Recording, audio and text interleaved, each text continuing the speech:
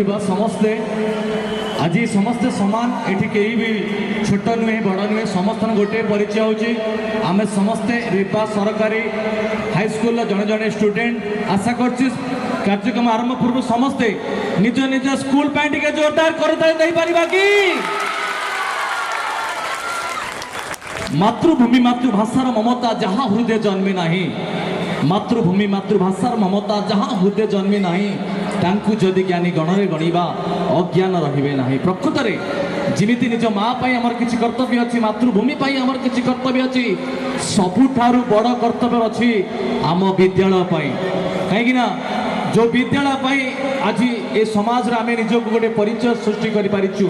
विद्या हूँ ज्ञानर मंदिर जिते आम प्रथम कर समस्त अज्ञान होकर आसीता किंतु जो मैंने आमको माटी पिंडुलारू विभिन्न आकृति देइचंदी सही में आमर गुरुजी गुरुमा आशा कर समस्त शिक्षक शिक्षयित्री मान गोटे करते कि